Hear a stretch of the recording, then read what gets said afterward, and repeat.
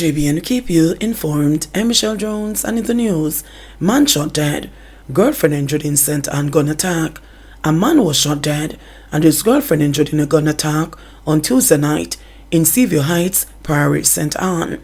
The deceased has been identified as 41-year-old security guard Karen Llewellyn, otherwise called Rasta, of Jacks River or Rockabessa, St. Mary. His girlfriend remains hospitalized. The police report that about 9 p.m., Llewellyn and his girlfriend were seated in a parked vehicle when a Toyota motor car drove up and parked behind them. Occupants exited the vehicle and fired several shots, hitting Llewellyn and his girlfriend. The attackers returned to their vehicle and fled. Llewellyn succumbed to his injuries, while the woman was admitted at hospital for gunshot wounds. Father killed, kids injured in Hannahtown gun attack.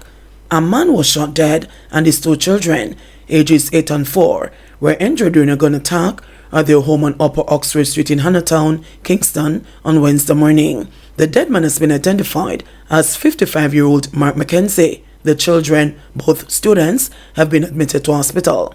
Reports received are that around 3 a.m., several men armed with guns entered the yard and went to the house of the now deceased, who was asleep in bed with the children.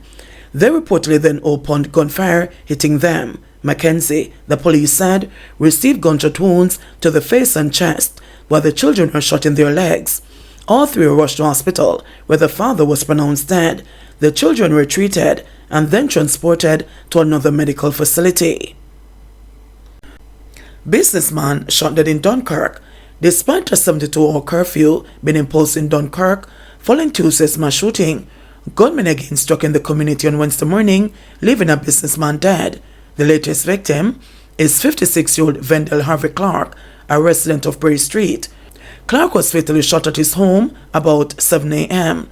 Investigators said the businessman was sweeping the roadway immediately in front of his home when he was pounced upon by a group of about 5 men armed with guns.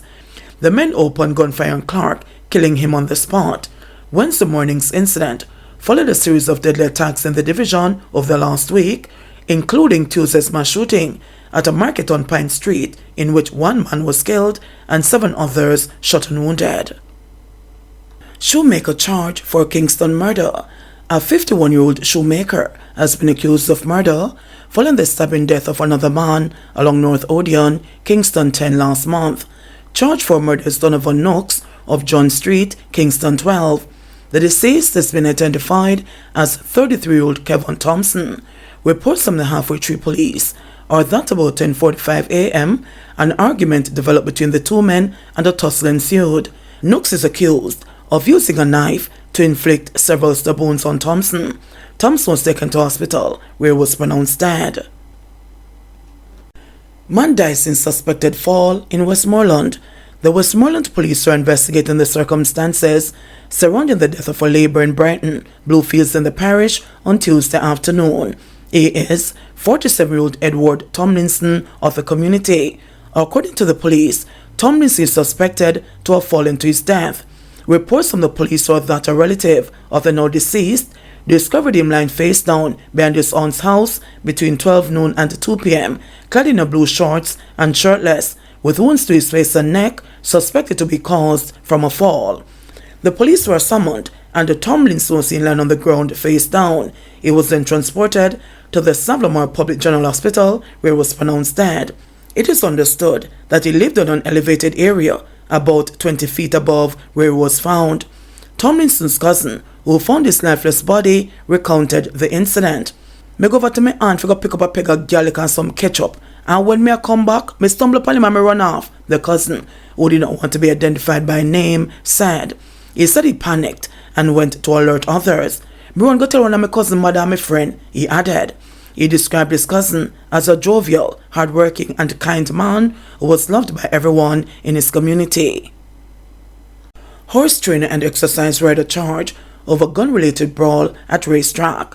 Lawmen assigned to the Portmore police station arrested and charged 2 men after one of them was reportedly shot and injured with his own gun during a dispute at a racetrack in Caymanas, Portmore, St. Catherine on Tuesday, December 5.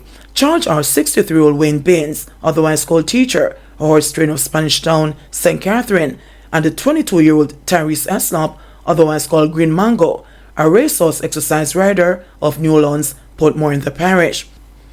Binns was charged with assault occasioning bodily harm and possession of a prohibited weapon. Eslop was charged with wounding with intent, possession of a prohibited weapon, unauthorized possession of ammunition, and the use of prohibited weapon to commit a scheduled offense. Reports are that both men had a dispute, allegedly over a horsewhip, when Binns used his licensed firearm to hit Eslop in the head. A struggle ensued, and Eslop managed to disarm Binns and shot him in the leg. The police were summoned, and Eslop was taken to custody, while Binns was taken to hospital for treatment. They are to appear before the St. Catherine Parish Court on Friday, December 15. Black River Lockup escapee and girlfriend sentenced. Kenneth Stewart, who was recaptured in St. Catherine after he escaped from the Black River Police Station Lockup, was on Tuesday sentenced to 3 years imprisonment, while his fiancée, Denisha Bogle, was given 15 months in prison.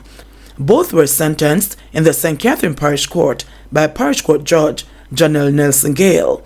Stewart, a 32-year-old construction worker, was sentenced for uttering forged documents, while Bogle was sentenced for harboring a fugitive. Both had pleaded guilty when they appeared in court on November 7. Stewart, who is accused of murder, had escaped from lockup in June and was held in Spanish Town on October 19. When he was accosted by the police, he reportedly showed them a birth certificate and other documents with a different name. He was subsequently arrested along with Bogle. Skin teeth charge for Kingston shooting. The police have laid several gun-related charges against a man who was listed as a person of interest in relation to a shooting on Rodney Street in Kingston. Charged with shooting with intent, possession of a prohibited weapon, and unauthorized possession of ammunition is 38-year-old Kevardo King, otherwise called Skin Teeth, of Nelson Street in Kingston. The shooting happened on the night of Sunday, November 19. Reports from the Denham Town Police are that about 10:45 p.m., a man was walking along the roadway when he was pounced upon by King and an accomplice who chased and opened gunfire at him. Following the shooting, King and his accomplice escaped on foot in the area. Gannton Panton further remanded in SSL fraud case. Gannton Panton, the lone accused in the multi-billion-dollar fraud investigation at Stocks and Securities Limited, SSL, was today further remanded until May 27 next year. The former SSL client relationship manager is facing a 22-count indictment, charging her with forgery, larceny as a servant, and engaging in a transaction involving criminal property. Today, when the matter was called up in the Home Circuit Court, the prosecution informed that the case file was complete. The report from the police's communication forensics and the cybercrime division and compact disc discovery, which were outstanding, were disclosed to the defense. The court also heard that the prosecution completed disclosure to the defense electronically. Panton's lawyer, Sylvester Hemmings, acknowledged receipt of the documents but noted that he is not finished going through them and as a result has not taken further instructions from his client. Asked how much time he needed, Hemmings indicated 3 months. Hence, a May date was scheduled to facilitate further instructions and assessment of the documents and for the continuation of the plea and case management hearing. Panton, who appeared remotely, was further remanded. Attorney Isaac Buchanan suspended over offensive comments about the DPP. Attorney Law Isaac Buchanan was on Tuesday handed a 2-year suspension by a disciplinary panel of the General Legal Counsel, JLC, after he was found guilty of professional misconduct for offensive comments he directed at the country's chief prosecutor, Paula Llewellyn. Buchanan pleaded guilty in early November to breaching ethics rules that guide the conduct of attorneys authorized to practice in Jamaica. He pleaded guilty to breaching Canons 1B and 8B of the legal profession Canon of Professional Ethics Rules. Buchanan was also fined $520,000. King's Counsel Valerie Robertson, who represented Buchanan, confirmed the ruling Tuesday afternoon. He did the right and honorable thing. He took responsibility for the comments that were made. Remember, you apologized before that, and he apologized again. All that was left was for the panel to sentence him, she said. In August, while co-hosting a program on YouTube, the attorney quoted from the lyrics of the song The Menace by convicted killer and dancehall artist Vybz Kartel, in which he directed that Llewellyn perform a sex act. The comment set off a firestorm of criticism, triggering Buchanan's resignation from several positions he held at the time and a complaint to the disciplinary committee of the GLC by GLC Chairman Dennis Kingston, KC. Kingston indicated that her complaint was based on the profane language used by Buchanan and that his conduct constituted a breach of Canons 1B and 8B of the legal profession Canon of Professional Ethics rules. According to a complaint, it was conduct that failed to maintain the honor and dignity of the legal profession and which tends to discredit the profession and is unbecoming of a lawyer.